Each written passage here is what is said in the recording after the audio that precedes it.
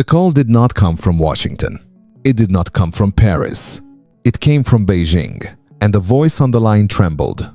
A Chinese official, speaking perfect English, confessed what the world's media will never say aloud.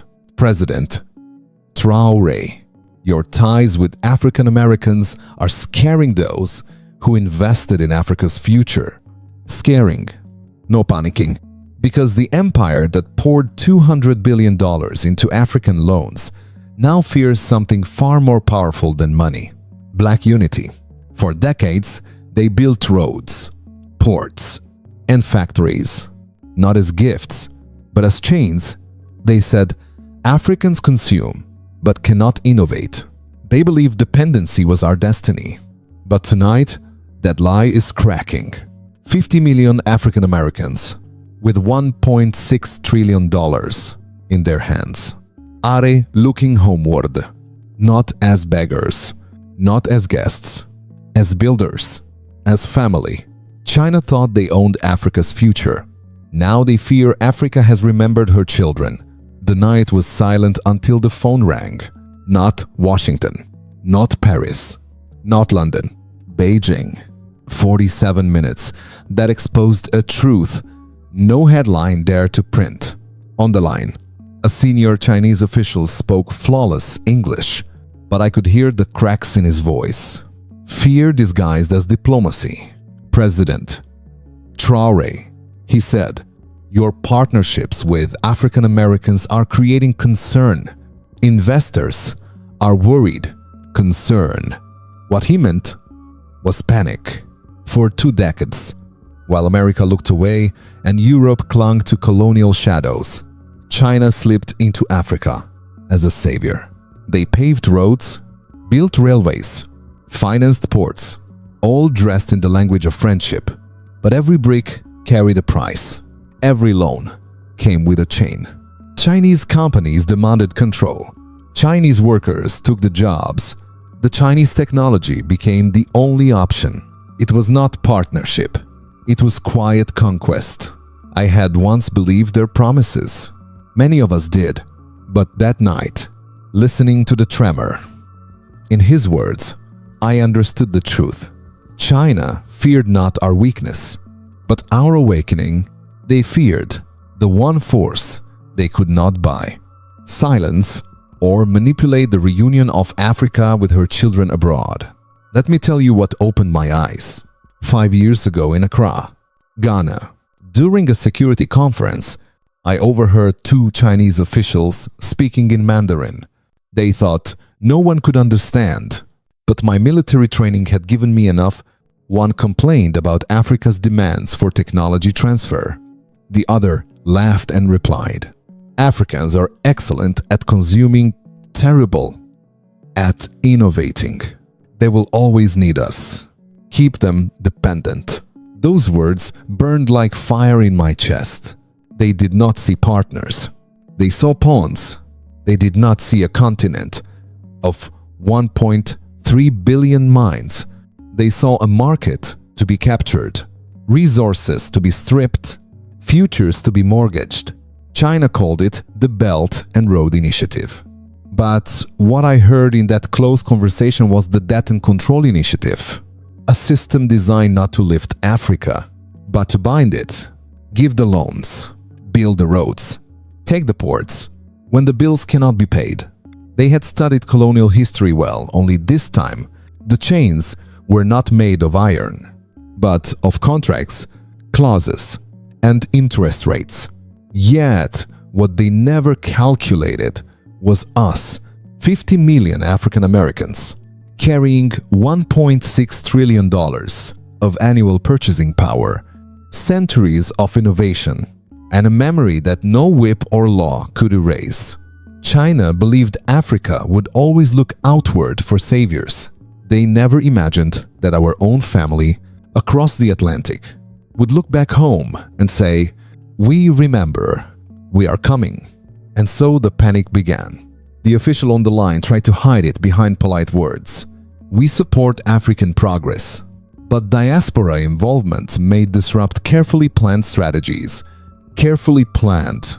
Yes, planned for dependence, planned for their dominance.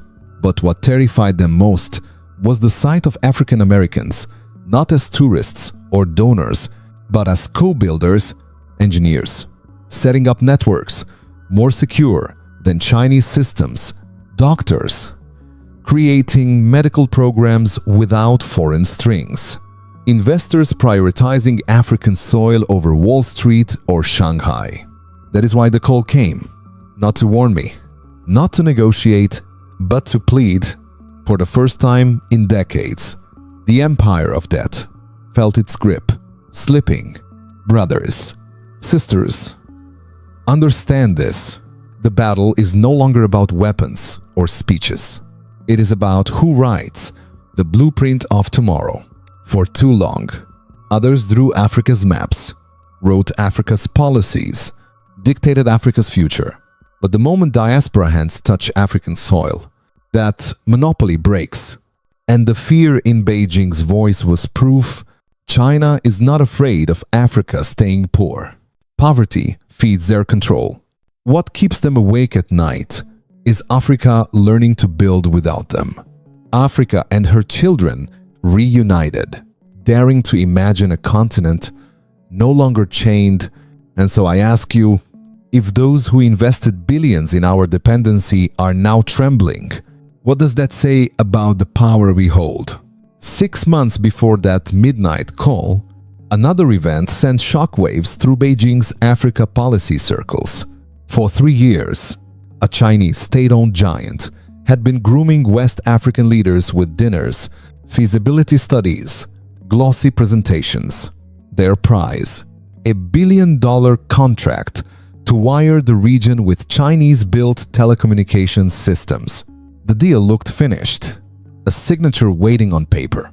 Then came Marcus Johnson, an African-American software engineer from Atlanta, once dismissed as just another voice in Silicon Valley. But Marcus carried something the Chinese never anticipated, a memory of exile and a hunger to return. He landed in Lagos with a small team, and within months, he was connecting with local partners in Nigeria, Ghana, and Burkina Faso. Instead of importing ready-made hardware from Asia, Marcus built with what we had. He worked side by side with African engineers, designing systems tuned to our realities, not Shanghai's, more secure, because they didn't funnel data through foreign servers, more affordable, because they cut out the bloated middlemen, more adaptable, because they were designed for our patchy grids and scorching climate. But Marcus did something more radical than technology. He opened classrooms inside workshops, handed tools to young Africans, and said, "This is yours to run, not mine to rent." In weeks, graduates who once thought they would spend their lives fixing second-hand machines were building core infrastructure. When the time came to award the West African contract, the result stunned the watchers. It did not go to Beijing. It did not go to Washington. It went to Africans and African Americans united. For the first time in 20 years, China lost a major infrastructure deal on African soil, not to Europe, not to America, but to Africa itself. Beijing's halls fell silent. Officials whispered, "How could this happen?" They were used to competing with Western powers for Africa. They never prepared for competition with Africa. Armed with diaspora muscle, in the aftermath, Chinese executives complained bitterly. A mining official admitted, "African-American engineers are training locals to operate machines we thought only Chinese hands could touch." A telecoms manager, Fumil, "They are building alternatives where we believed none existed." But the most telling confession came from a financial services executive. They understand both the American system and the African need. They are making us irrelevant. To me, that contract was more than business. It was a prophecy fulfilled. For centuries, our people were told we could not lead in technology, finance, or science. That lie collapsed the day Marcos and his team walked into a ministry office and walked out with victory written in their names. Brothers and sisters. They remember this. China invested billions not to share, but to secure control, yet a handful of determined African Americans, working with African nations, tore their blueprint apart. What does that tell you about the strength waiting in our unity? If you believe this is what Africa needed all along, say amen in the comments below. This was not a fluke. It was a glimpse of a future. China fears a future where Africa does not beg for foreign expertise, but commands its own, a future where the children of the diaspora no longer stand outside looking in, but walk through the gates and build with their own hands. The panic in Beijing was not about losing one contract. It was about losing the myth. For 2 decades, they sold us the story. Without us, you cannot modernize. Marcus Johnson shattered that lie with cables, code, and classrooms. From that day on, China knew the ground was shifting beneath them. They were not just battling Western rivals. They were battling history itself. And history, once awakened, does not sleep again. The invitation came on heavy cream paper, sealed with red wax, carried by a courier who refused to meet my eyes. Beijing requests your presence. It read, for an informal consultation about mutual development interests, they offered first-class travel, a palace-like guest house, and access to the highest offices. It was not generosity. It was bait. I accepted, not because I trusted them, but because sometimes you learn more by stepping into the lion's den than by watching from afar. From the moment I landed in Beijing, the tone was different. There were no lectures on democracy, no veiled threats about human rights. They skipped the pretense. The West so often clings to. The Chinese went straight to business. In the first meeting, the foreign minister leaned forward across a polished mahogany table. President Traoré. He said, China has invested over $200 billion in Africa over 2 decades. Roads, ports, railways, power plants. We stepped in. When Western banks turned their backs, we created jobs. When Western companies refused to invest, his words were rehearsed, polished, like stone. But then came the crack. But now, he continued, lowering his voice, we hear, you are encouraging African Americans to invest in African infrastructure. This concerns us, diaspora. Involvement may disrupt carefully planned strategies. Carefully planned. I almost laughed. Their strategies were carefully planned. Indeed, planned to keep us dependent, to ensure that every loan led back to Beijing's banks, that every circuit board hummed with Chinese software. I asked him what he meant by inexperienced. His answer told me everything. African Americans may succeed in American business, but they do not understand African conditions. They lack the scale, the expertise, the resources to manage continental development. That was the mask slipping. They were not worried about inexperience. They were terrified of expertise. Expertise armed with cultural memory, with family ties, with the unshakable sense of homecoming. The next day, the facade broke completely. I was scheduled for a 2-hour meeting with representatives of their major corporations. It stretched into 6, one after another. Executives confessed what the officials could not say publicly.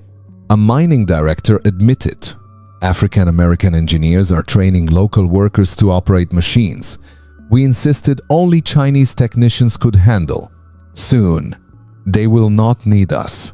A telecoms executive complained bitterly. African American specialists are helping African firms develop software that competes directly with our products. They are creating alternatives where we swore none could exist. And the most revealing voice came from a banker, his face pale, his words clipped. They understand Wall Street, and they understand the village market. They are building financial products that serve African communities better than anything we can offer. They are making us irrelevant. In that sterile Beijing boardroom, I heard the tremor of empire. The men who once arrived in African capitals with confidence now whispered like gamblers watching their chips vanish. What they feared was not a shortage of African skills, but an overflow. They saw, for the first time, that Africa did not need them to design, to finance, to manage. Africa and her children could do it themselves. I left Beijing knowing this. The myth of Chinese indispensability was collapsing. The empire that believed it could secure Africa with contracts and cranes had met a force it could not contain. A force of family, of memory, of innovation. For those following, Captain Ibrahim, latest news. Understand this. The drama unfolding is not just about Africa's politics. It is about a global power structure cracking at its weakest point, its arrogance. That night, as the city's neon lights smeared across my window, I realized the truth. China had not invited me to flatter me. They had invited me to beg, without saying the word beg, that we slow down, that we doubt ourselves, that we forget who we are. But how can a people forget what is written in blood, in chains, in centuries of exile? Africa's memory has awakened, and in Beijing's fear, I saw confirmation. Our time had begun. 3 weeks after my return from Beijing, the retaliation began. It was not announced on television, not written in the newspapers. It crept in quietly, like a shadow spreading across the continent.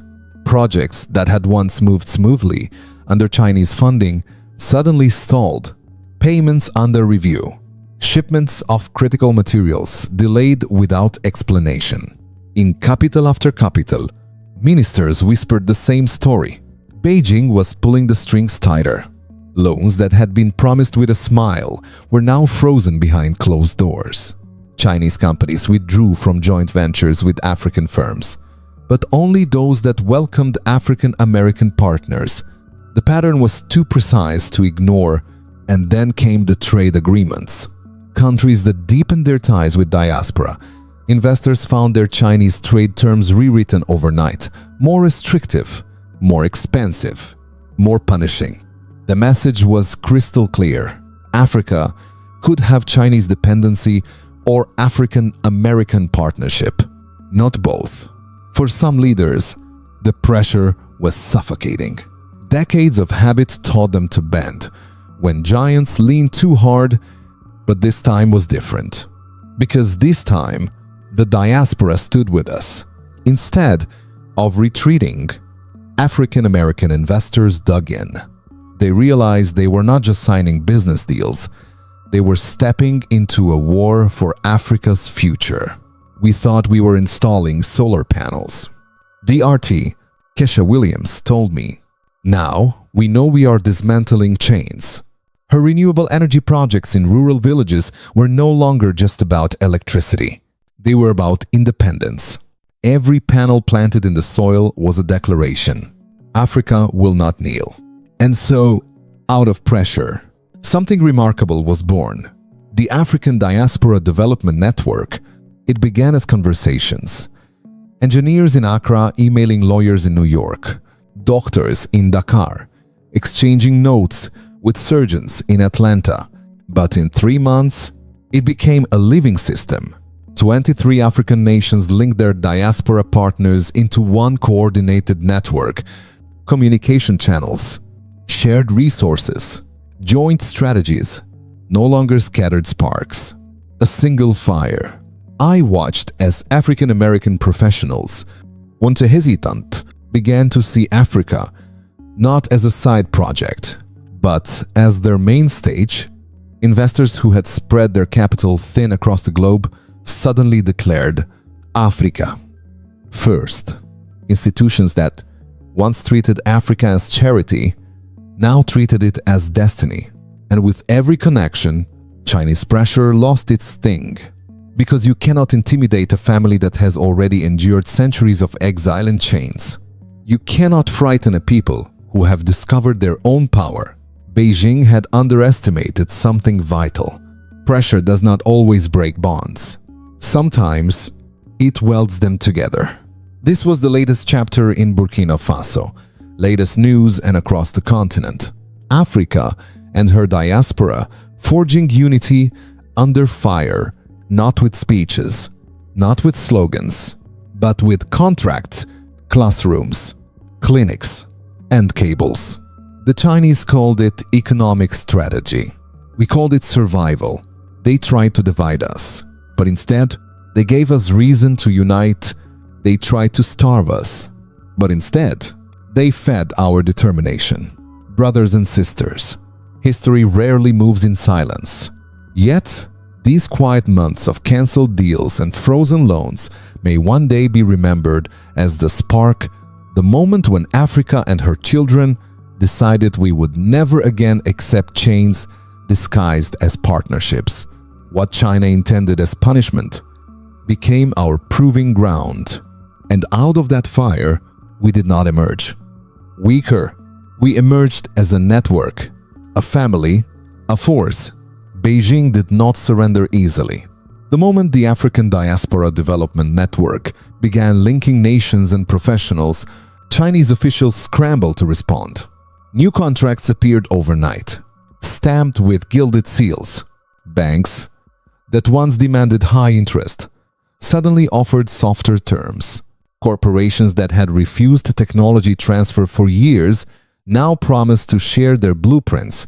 "We are your reliable partners," they declared, but everyone in the room knew it was theater.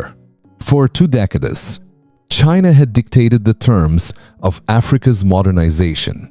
Now, faced with a rising alliance they could not control, they tried to rewrite the script. Yet money cannot buy what is born of blood. No matter how many loans they lowered, no matter how many gifts they dangled, they could not recreate belonging. Their desperation grew.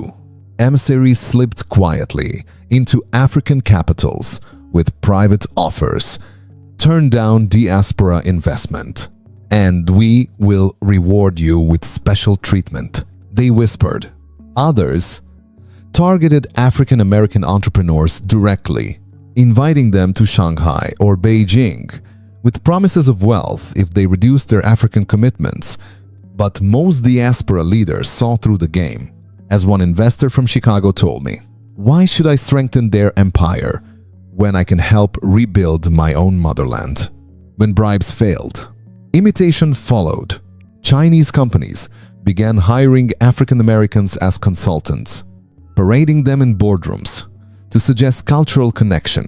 Universities announced new scholarships for diaspora students that, hoping to buy loyalty with degrees. Glossy brochures showed smiling black faces standing beside Chinese executives, but you cannot counterfeit the ache of exile or the pride of return. The bond between Africa and her children abroad is not for sale. Meanwhile, on the ground, our own story was unfolding.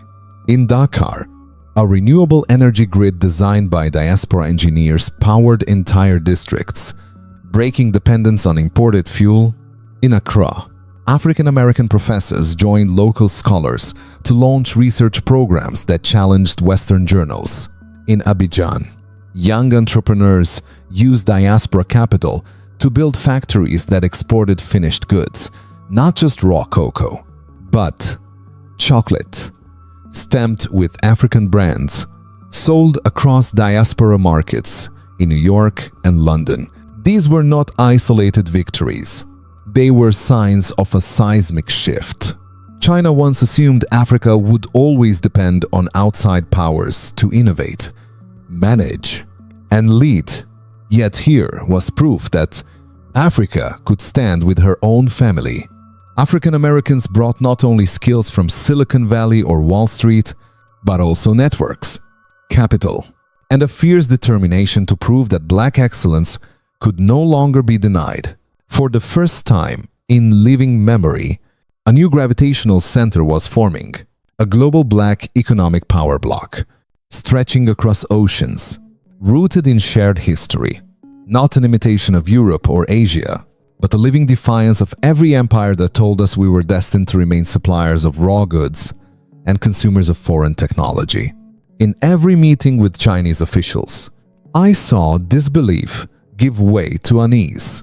They had studied our resources, our politics, our weaknesses, but they had never studied our memory. They never calculated for the day when Africa would call her children home and her children would answer. Brothers and sisters, imagine the picture that terrifies them most. Universities in Africa ranked alongside Oxford and Harvard because they combine local wisdom with diaspora brilliance. Cities rising with clean energy grids, designed and maintained not by outsiders but by our own engineers.